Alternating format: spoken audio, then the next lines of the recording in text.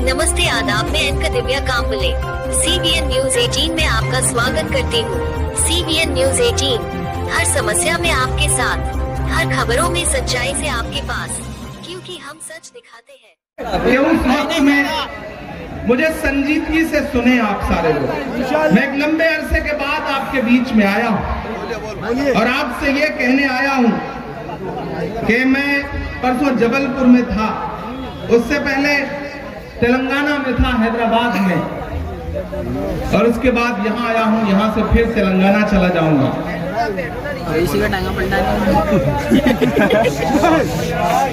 अभी आंखों की शम्में जल रही हैं, प्यार जिंदा है। अभी आंखों की शम्में जल रही हैं, प्यार जिंदा है। अभी मायूस मत होना, अभी बीमार जिंदा है। अभी मायूस मत होना, अभी बीमार जिंदा है।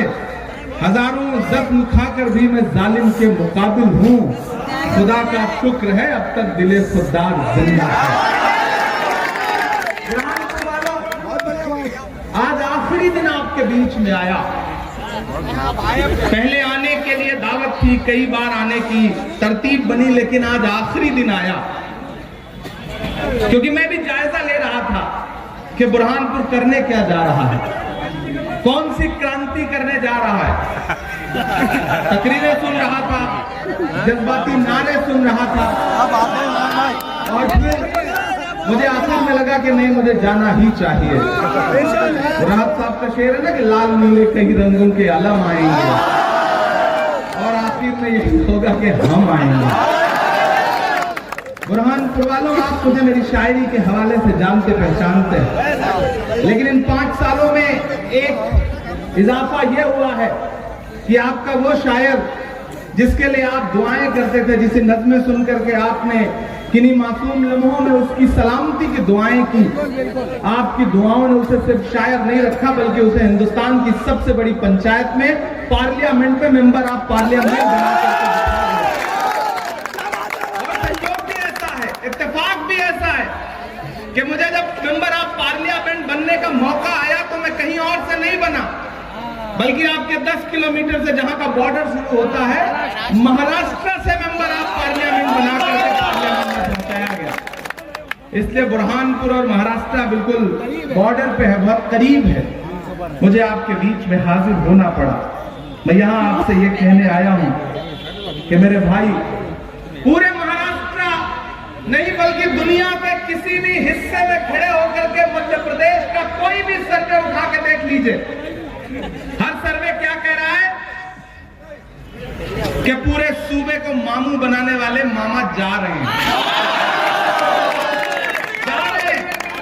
कोई ताकत अब उन्हें रोक नहीं सकती।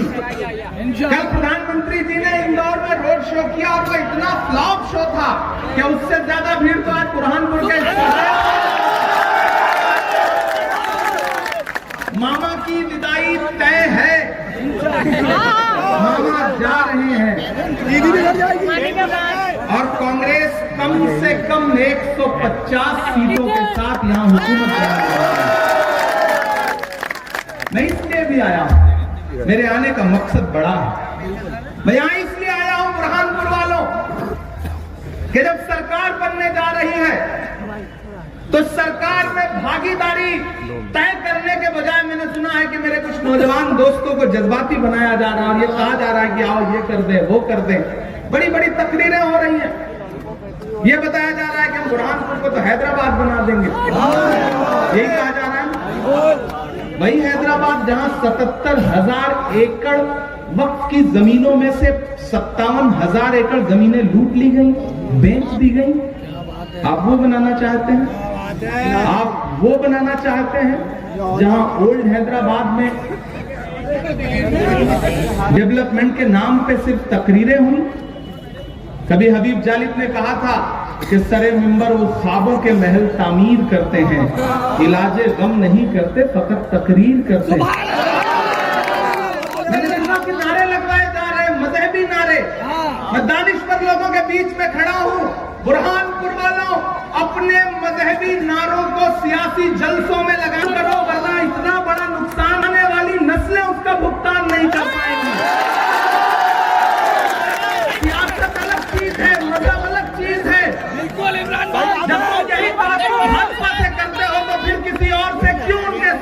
शामिल होते हो, यही तरह से करते हो ना कि भाजपा धर्म का इस्तेमाल राजनीति के लिए करती है, तो जो मजहब का इस्तेमाल सियासत के लिए कर रहे हैं उनके साथ कैसे लोग, कहां चली गई समझदारी? मेरे भाई मैं ये कहने आया हूं कि हुकूमत बनने जा रही है।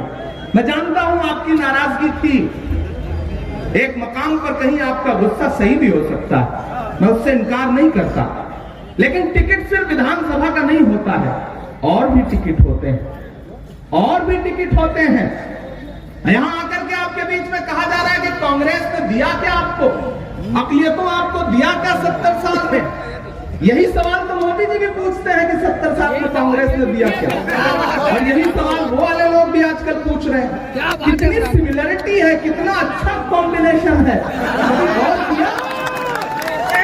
जमीन का एक शेर है कि किसी का जलवे रंगीन तखय्युलात में है, चराग बन के कोई जिंदगी की रात में है, बहुत बुलंद फजा में तेरी पतंग सही, मुझे पता है मगर डोर किसके हाथ।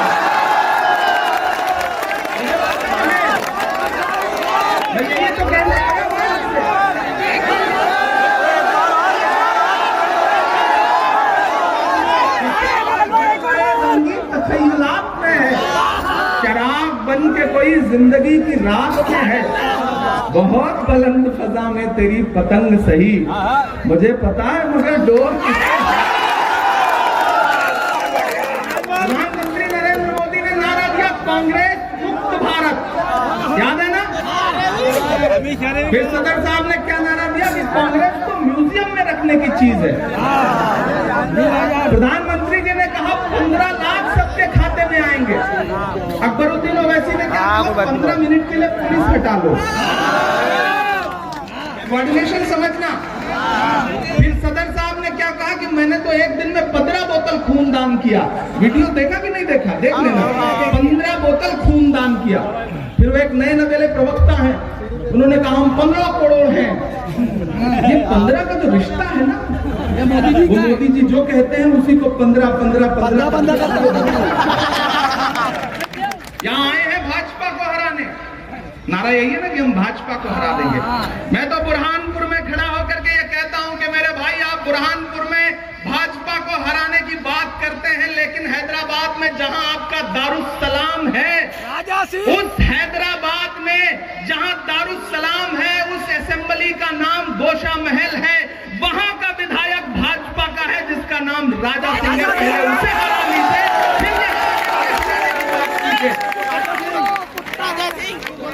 और वो किस तरह के भाषण देता है सुना है? बहुत नीचे रसूल की शान में कैसी बातें करता है, गालियां देता है। लेकिन मजे की बात यह है बुरहानपुर वालों की, उसे हराने की कोशिशें तो छोड़ो,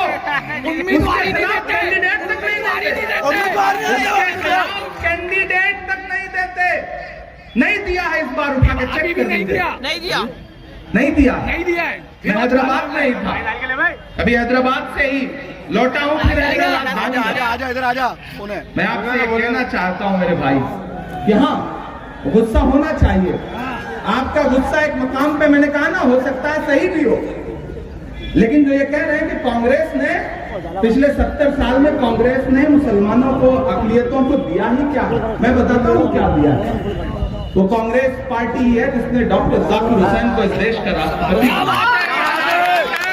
वो कांग्रेस पार्टी है जिसने फखरुद्दीन अली अहमद साहब को इस देश का राष्ट्रपति बनाया। वो कांग्रेस पार्टी है कि जब बंटवारे के वक्त दोनों तरफ लहू लहू मंजर थे, तो पंडित जवाहरलाल नेहरू आगे बढ़े और उन्होंने मौलाना आजाद को अपने सीने से लगाया और इस देश का पहला शिक्षा मंत्री बनाया। वो कांग्रेस पार्टी है जिसने रफी अहमद किदवई साहब बड़े नेता को इस देश का पहला कृषि मंत्री बनाया। वो कांग्रेस पार्टी ही है जिसने सैयदा अनवर तैमूर को असम का मुख्यमंत्री बनाया। वो कांग्रेस पार्टी ही है जिसने अब्दुल गफूर साहब को बिहार का मुख्यमंत्री बनाया। वो कांग्रेस पार्टी ही है जिसने बरकतुल्ला साहब को राजस्थान का मुख्यमंत्री बनाया। वो कांग्रेस पार्टी ही है जिसने अब्दुल रहमान अंतुरे को महाराष्ट्र का मुख्यमंत्री बनाया।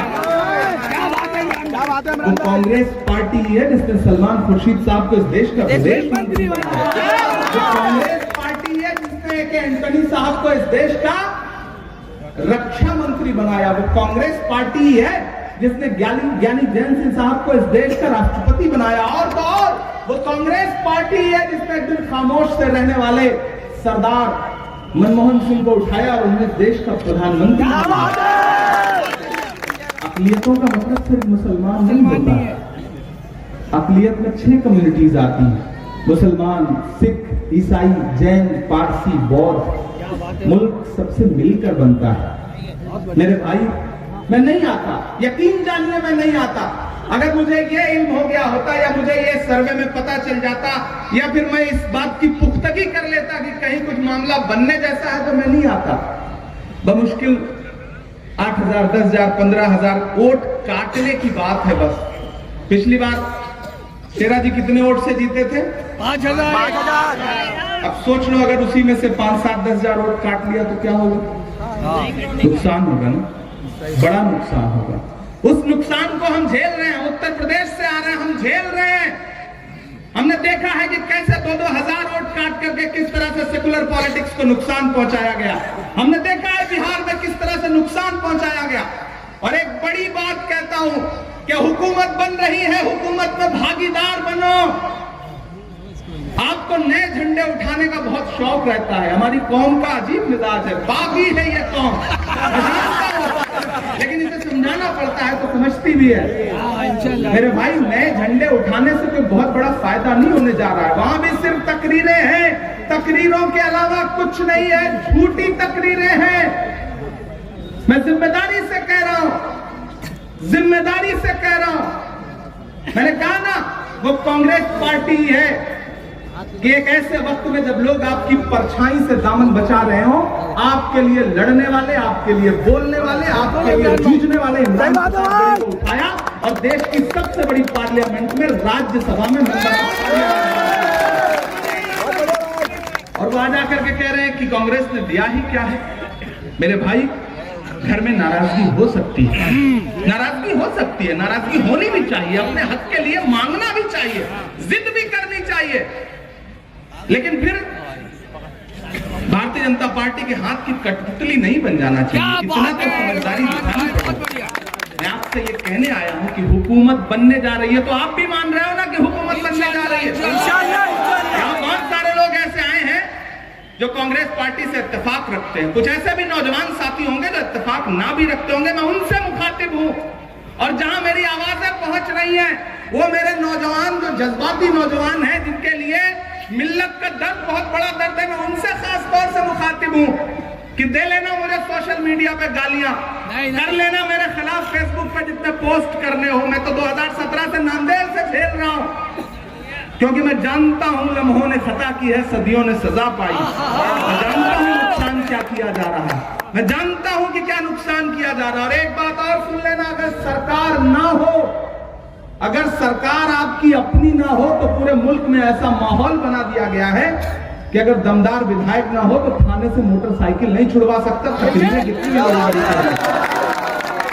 इसलिए सरकार के भागीदार बनो, सरकार के भागीदार बनो। मैंने शायरी ही नहीं की है, मैं खड़ा रहा हूं, मैं डरा नहीं, मैं झुका नहीं, कहीं छुप छुपा के खड़ा नहीं। जो डटे हुए हैं महाज पर, मुझे उन सफों में तलाश कर। जिस दिन से मेंबर ऑफ पार्लियामेंट बन के गया, यहाँ बुनकर बड़ी तादाद में बैठे हैं। मैं पहले आना चाहता था बुनकर सम्मेलन करने के लिए, भारत जोड़ो बुनकर सम्मेलन करने के लिए, लेकिन तरतीब ऐसी नहीं बन पाई कि आ सका। पूरे मुल्क में जिस दिन मैं पार्लियामेंट पहुंचा, मैंने अहद किया कि मैं पार्लियामेंट में खड़ा होऊंगा तो पहली तकरीर जो करूंगा वो जामिया के लिए, अलीगढ़ के लिए और स्टूडेंट्स के लिए करूंगा। मैंने किया। मैंने दूसरा अहद यह किया था कि जब मैं खड़ा होऊंगा पार्लियामेंट में तो मैं अपने बुनकर भाइयों के लिए बोलूंगा। मैंने उनके लिए आवाज उठाई। सुन लेना, मैंने अहद किया था कि मैं नजीब की मां के आंसुओं को लफ्जों में ढाल के पार्लियामेंट में बोलूंगा। मैंने बोला, मैंने की है वो तकरीर। सुना दो। मैं जानता हूं कि जहां बोलना जरूरी है, सुना दूंगा, नज़म भी सुना दूंगा, सब कुछ करूंगा इंशाअल्लाह। मैं सिर्फ सांसद बन के नहीं खड़ा हूं, मैं पहले शायर हूं, बाद में सांसद हूं, वो सब भी करूंगा, लेकिन अगले 10-15 मिनट खामोशी से आप मुझे सुनेंगे।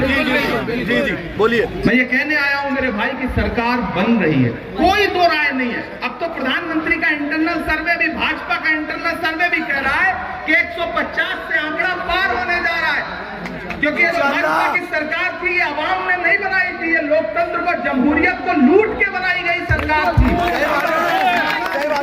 इसलिए अवाम अब बदला लेने के मूड में है, लुटेरों से बदला लेना चाहती है मध्य प्रदेश की अवाम।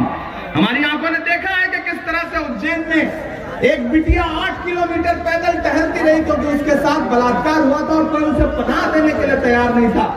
और ये लाडली बहना का नारा लगाने वाले मामा कहां गायब थे पता भी नहीं। हमारी आंखों ने वो मंजर भी देखा है कि किस तरह से एक दलित भाई आदिवासियों के साथ अत्याचार के नाम पे पेशाब तक किया गया इसी मध्य प्रदेश में।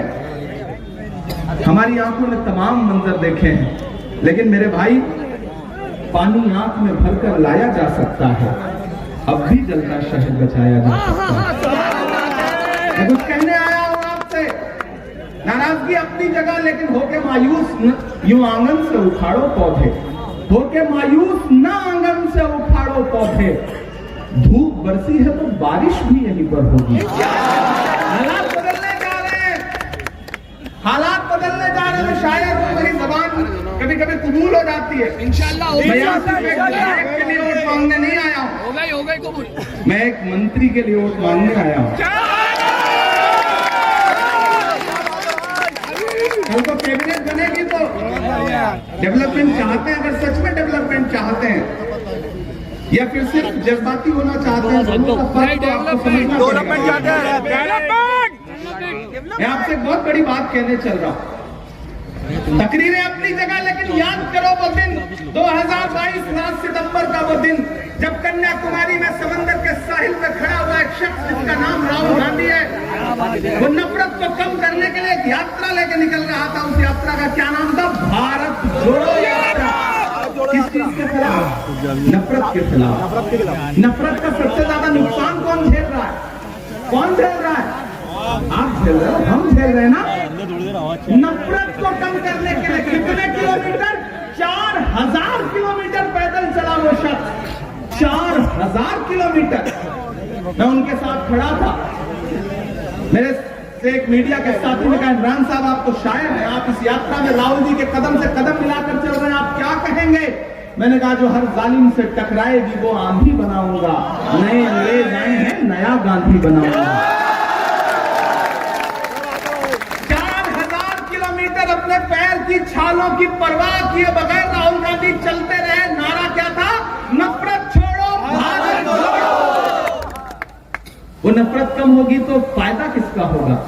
अमन सुकून होगा तो किसका फायदा होगा? मेरे भाई इस बार खतरा बहुत बड़ा है, इस बार खतरा आईन पर है, इस बार खतरा जमहूरियत पर है। डॉक्टर बाबा साहब भीमराव अम्बेडकर के बनाए हुए संविधान को बदलने की साजिशें हैं, उसको पामाल करने की साजिशें हैं। हद तो यह हो गई है कि नई पार्लियामेंट बनी तो सुना ना किस तरह से गाली दी गई पार्लियामेंट के अंदर। जुल्म के कद तलक आ पहुंची है, आखिरी हद तलक आ पहुंची है। वो जो नफरत थी गली कूचों में अब तो संसद तलक आ पहुंची है। मेरे भाई हमारे कानून ने सुना है वो गालियां, इसलिए मैं कहने आया हूं आपसे, ये इलेक्शन सिर्फ मध्य प्रदेश में हुकूमत बदलने का इलेक्शन नहीं है बुरहानपुर वालों, ये 2024 का सेमीफाइनल है। अपना मकसद बड़ा करो, अपनी सोच बड़ी करो।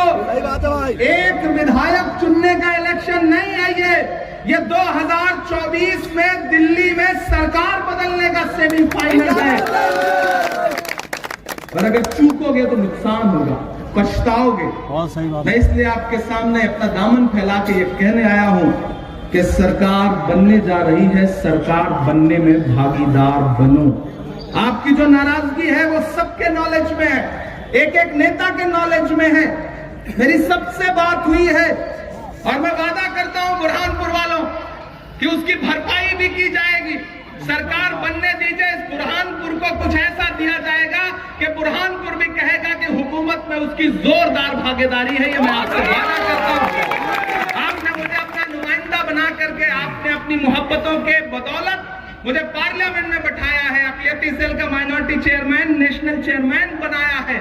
तो मैं आपसे वादा कर रहा हूं कि जिस दिन आपके मसलों पर लड़ने की जरूरत पड़ेगी, मैं आपके पाले में खड़ा नजर आऊंगा, सियासत के पाले में खड़ा नजर नहीं आऊंगा। ये मेरा आपसे वादा है।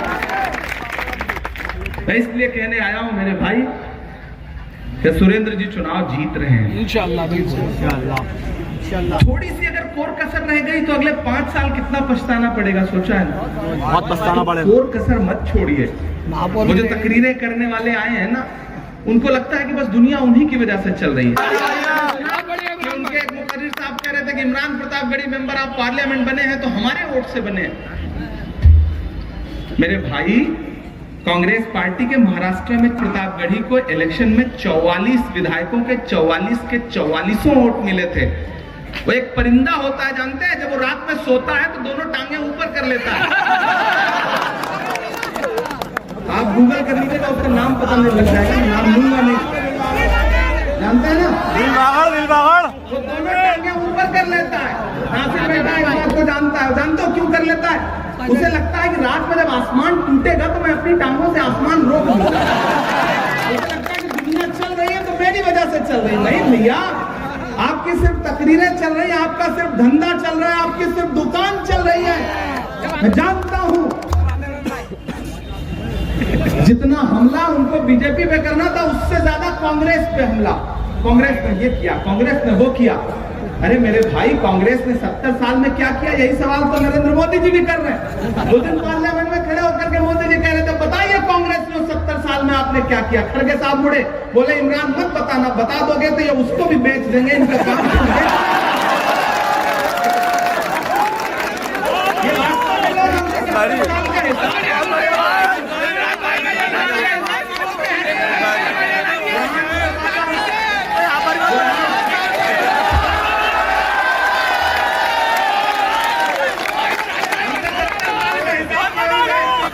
इमरान भाई बता रहे उसको भी बेच देंगे। और एक बहुत बड़ी बात कहता हूँ, तालियों का शोर जाएगा दिल्ली तक, मैं जानता हूँ। वो भारतीय जनता पार्टी जो अपना चलाया हुआ 2000 का नोट 7 साल नहीं चला सकी, वो हमसे 70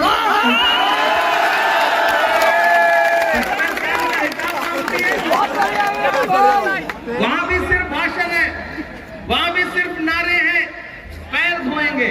मामा जी मैंने देखा पैर धोएंगे। प्रधानमंत्री जी रोहित वेमुला का जब मामला आया तो रोने लगे, जज्बाती हो गए। मुझे एक पत्रकार साथी ने कहा कि इमरान साहब आज तो प्रधानमंत्री जी भावुक हो गए, आप क्या कहेंगे? मैंने कहा वो किसी का शेर है कि वो अब तिजारती पहलू निकाल लेता है, मैं कुछ कहूं तो तराजू निकाल लेता है। मैं इसलिए भी तेरे फन की कद्र करता हूं तो झूठ बोल के आंसू निकाल। झूठों की सरकार है, भोपाल से लेकर के दिल्ली तक। बुरहानपुर वालों, इन सरकारों को बदलने का वक्त है इंशाअल्लाह। कौन बदलेगा? कौन लड़ रहा है? कांग्रेस लड़ रही है। जिम्मेदारी से कह रहा हूं कि कांग्रेस लड़ रही है, बाकी सब भाषण दे रहे हैं, कांग्रेस जमीन पे लड़ रही है। 4000 किलोमीटर का मतलब समझते हैं आप? पैदल 4000 किलोमीटर। मेरे पैर के 10 जो उंगलियां हैं, इनमें से एक में भी नाखून नहीं बचा था, जबकि मैं पूरा 4000 नहीं चला था, बल्कि 2-2500 किलोमीटर ही चला। सोचिए, राहुल गांधी 4000 किलोमीटर चलता रहा वो शख्स। बहुत बढ़िया। सिर्फ इसलिए कभी नफरत कम हो जाए, नफरत कम हो जाए। मेरे भाई, आप तो इस बात पर यकीन रखते हैं, आप तो इस बात पर ईमान रखते हैं कि मजदूर की मजदूरी उसका पसीना सूखने से पहले उसे दे दी जाए। रखते हैं इस बात पर ईमान की नहीं? रखते हैं इस बात पर ईमान ना? तो मेरे भाई, मैं राहुल गांधी की उस मोहब्बत के लिए आपसे वोट मांगने आया हूँ, अपना दामन फैला करके। आपके शहर से भी गुजरी थी वो यात्रा, आपके शहर से भी गुजरी थी वो यात्रा, आपने दामन फैला करके राहुल गांधी को मोहब्बतें दी थी। अगर खुदा न खास्ता कोई गलती हुई तो राहुल गांधी के दिल पे क्या गुजरेगी? मैं तो जिस शहर से आया था, मोहब्बतें समेट करके उस शहर ने मुझे ठुकरा दिया। क्या ये अच्छा लगेगा?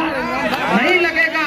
मेरे भाई, जब कर्नाटक में नफरत के बाजार में मोहब्बत की दुकान खुल गई है, तो मध्य प्रदेश में तो शोरूम खुलना चाहिए। शोरूम खुलना चाहिए। शोरूम खुलेगा। और एक बात समझ लेना, तकरीरों के नाम पे कितना भी जज्बाती किया जाए, लेकिन एक प्रैक्टिकल बात बताता, आज साथ चले लिए रोज तैयारियां नहीं होती, चलना पड़ेगा साथ में। मैं झूठ बोलने में क्या कमाल की महारत हासिल है भाजपाइयों को। वो पिछले दिनों भाजपा के एक मंत्री जी गांव में पहुंचे, बोले गांव वालों बताओ तुम्हारी क्या समस्या है, हम सारी समस्या दूर कर देंगे। तो गांव वाले बुरहानपुर की तरह भोले भाले लोग थे, वो निकल के सामने आए, उन्होंने कहा साहब 2 समस्या है। बोले बताओ। बोले पहली ये है कि हमारे शहर में, हमारे गांव में हॉस्पिटल नहीं है। तो मंत्री जी ने अपना मोबाइल निकाला, डाटा पता नहीं किसको फोन पर, बोले कल तक यहाँ पे डॉक्टर्स आ जाने चाहिए, हॉस्पिटल खुल जाना चाहिए, फोन रख दिया। फिर बोले बताओ दूसरी समस्या क्या है। तो गांव वालों ने कहा साहब दूसरी समस्या ये है कि इस गांव में मोबाइल का कोई भी नेटवर्क नहीं है। ये है इनका झूठ, समझ में देर से आएगा मैं जानता हूं, ये है इनका झूठ। इसलिए झूठ के खिलाफ खड़े होइए। सरकार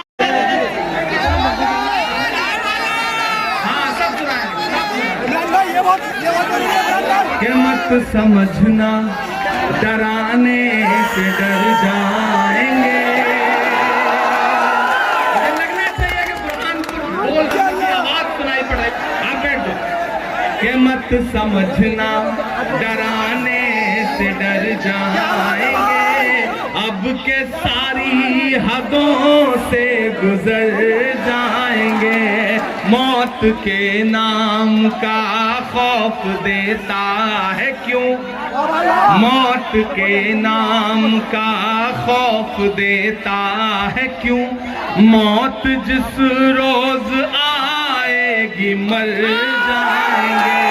मत समझना कि हमने ज़मज़म दिया, आबे गंगा दिया, हमने ज़मज़म दिया, आबे गंगा दिया, तुमने भारत को दंगा ही दंगा दिया, तुमने भारत को दंगा ही दंगा दिया, तुमने एक रंग के ख्वाब देखे मगर, अब तैयार रहना यहाँ से वहां तक, कि तुमने एक रंग के ख्वाब देखे मगर हमने हिंदुस्तान को तिरंगा दिया। ये तिरंगा बुरहानपुर वालों, ये तिरंगा बदन पर लपेटे हुए एक दिन इस जमीन में उतर जाएंगे। मत समझना जो पेट्रोल डीजल 58 रुपए का था उसे मामा ने क्या रेट में बेचा, 4 रुपए के पास। महंगाई की बनाई आपकी बात मोदी सरकार को, नारा याद है ना। गैस सिलेंडर कितने का बेचा, 1200। खाने वाला तेल जो 70 रुपए लीटर था उसे कितने का बेचा।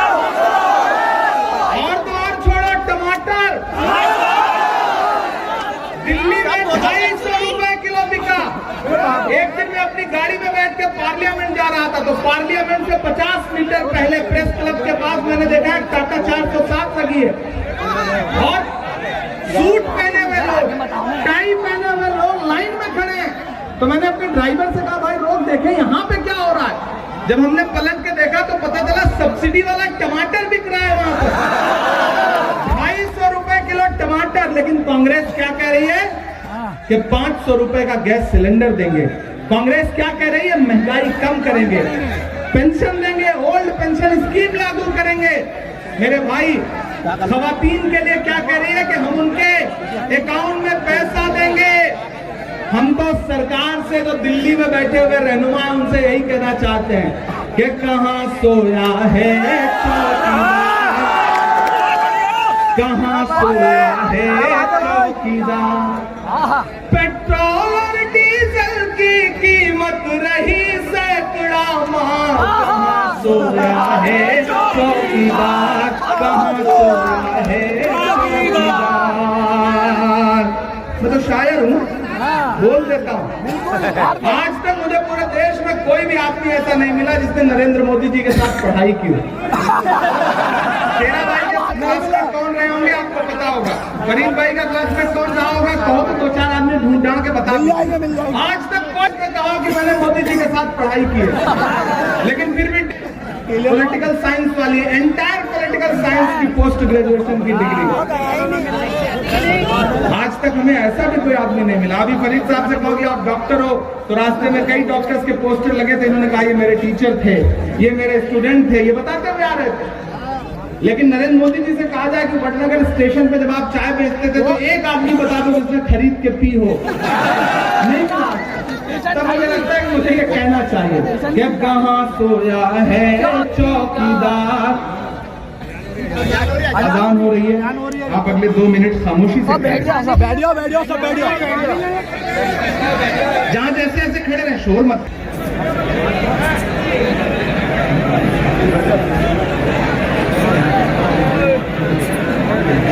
अजान मुकम्मल हो गई। वो दूर की चल रही होगी। आप में से कोई तस्दीक करे उधर, आपके कानों में आवाज नहीं आ रही, मतलब हो चुकी है ना अजान? हो चुकी है भाई, कर सकता हूँ बेशक। दायरे में सिमट के आएगा।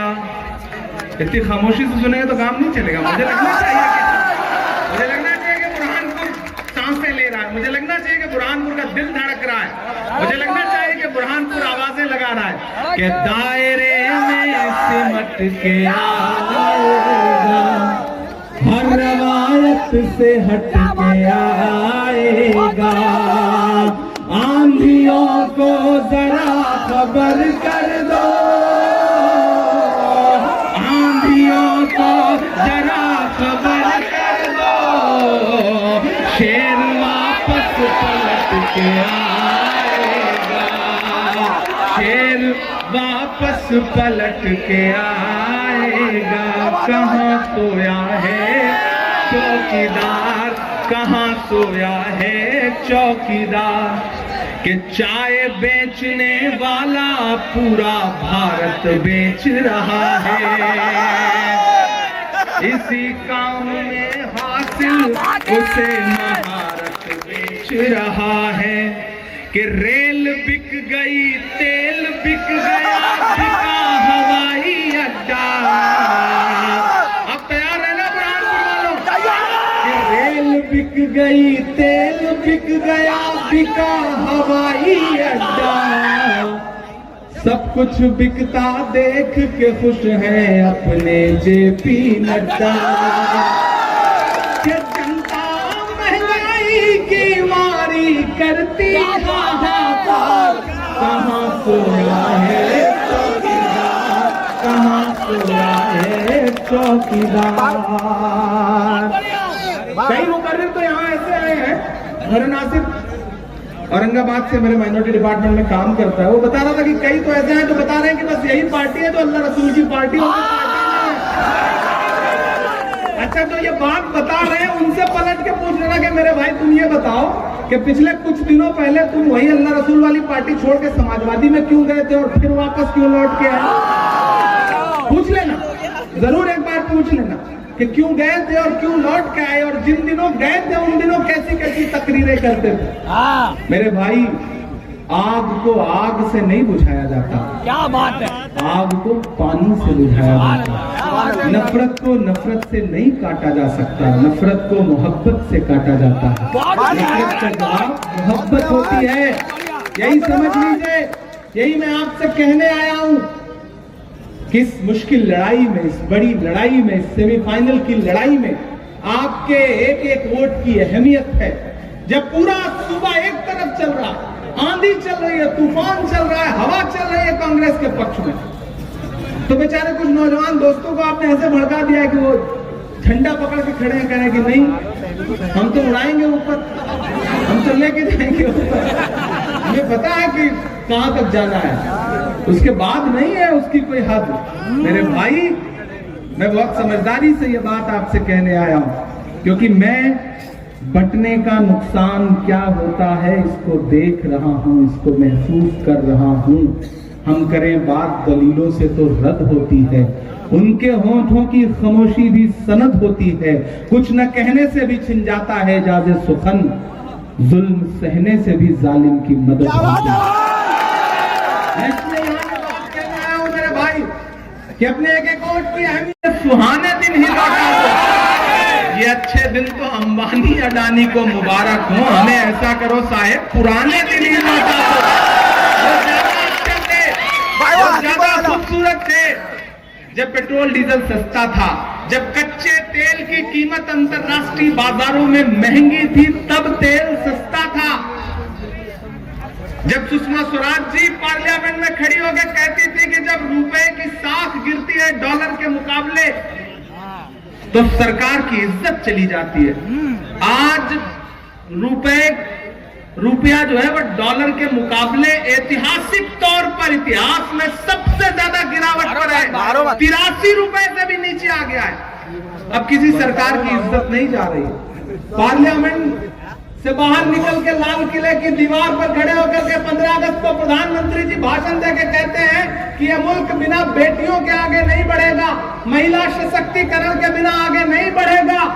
जब यह तकरीर वो पार्लियामेंट से निकल करके लाल किले की दीवार पे खड़े होकर के कर रहे थे, तो उसके 2.5 घंटे बाद गुजरात में बिल्किस के बलात्कारी रिहा किए जा रहे थे, उन्हें माला पहनाई जा रही थी। क्या भूल गए आप वो मंजर? बिटिया का मंजर भूले आप? पदक लाने वाली बेटियां, पहलवान बेटियां किस तरह से जंतर मंतर पर बैठी रही, उन्हें घसीटा गया। और तो और मणिपुर भूल सकते हो क्या? पूरी दुनिया की बातें करेंगे। जैसे यहाँ वाले भी आएंगे तो पूरी दुनिया की बातें करेंगे। मैं कल किसी ने मुझे उनका वीडियो दिखाया, साहब वो तो नारे लगा रहे थे। अच्छी बात है, लगाइए।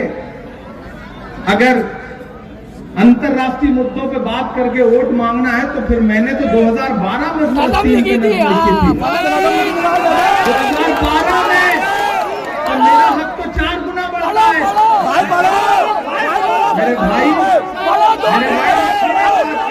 हाँ, मैं यही तो कहता हूँ कि अपने जज्बात का सियासत में इस्तेमाल होने से बचाओ, बचाओ भाई 2 मिनट बचाओ भाई, बस खुदा के लिए।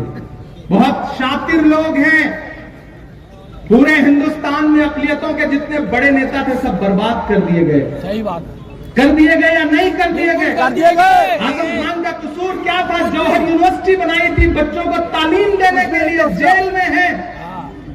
बाकियों के हश्र देख रहे हो, आतिक अली, लेकिन आज तक उनके यहाँ कभी ईडी गई, सीबीआई गई, इनकम टैक्स गया नहीं गया? रेड कारपेट बिछा है, क्यों बिछा है?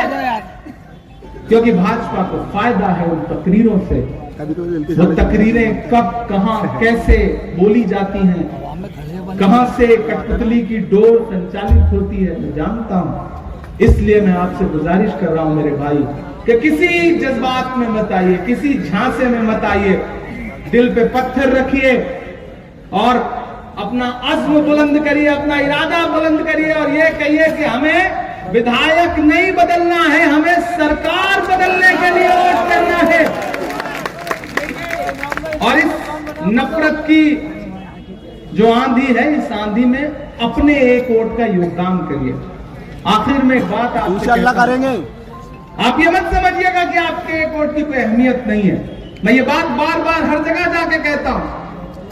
एक बार जंगल में आग लगी, जंगल के सारे जानवर जंगल छोड़ करके भाग रहे थे। एक नन्ही सी गौरैया, एक छोटा सा परिंदा होता है, वो अपने जलते हुए आशियाने को देख रही थी। एकाएक उसके अंदर पता नहीं कहां से हिम्मत आई, वो उड़ के पड़ोस के जंगल में तालाब था, उस तालाब पर गई और अपनी चोंच में जितने 2-3 बूंद पानी भर। भाई अजान हो रही है, रुक जाओ पब्लिक बोल लो। जलसे को यहीं पे खत्म करते हैं, बहुत सही मौके पे खत्म कर रहे हैं। मेरी गुजारिश है, चूंकि जमात खड़ी हो रही है, मैं ऐसे मौके पर आपसे कह रहा हूँ, शेरा भाई को जिताइए, मैं फिर आपके बीच में आऊंगा इंशाल्लाह, जल्दी फिर आपसे मुलाकात होगी। एक बार एक एक हाथ उठा करके शेरा भाई को एहसास दिला दीजिए कि आप उनके साथ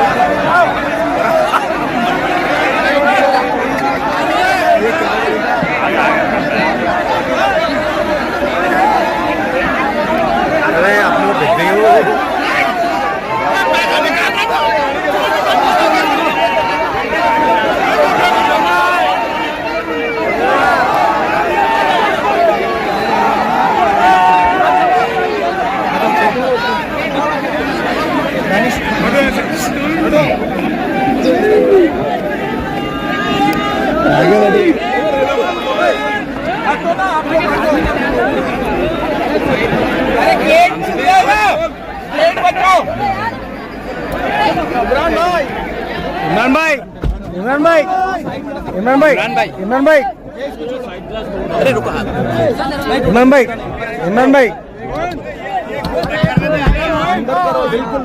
इमरान भाई इमरान भाई इमरान भाई इमरान भाई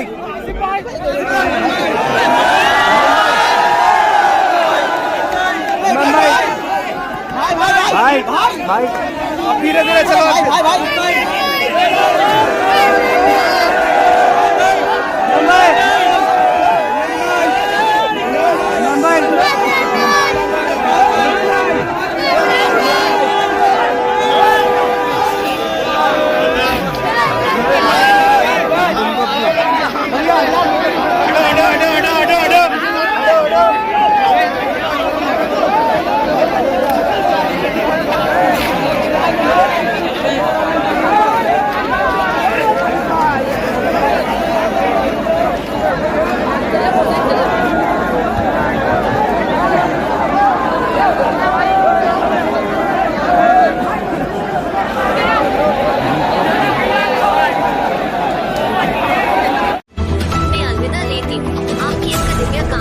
देखते रहिए CBN Press the bell icon on the her YouTube समस्या में app आपके and never साथ, miss another हर update. खबरों में सच्चाई से आपके पास, क्योंकि हम सच दिखाते हैं। हमारे CBN News 18 चैनल को सब्सक्राइब करें। जय हिंद।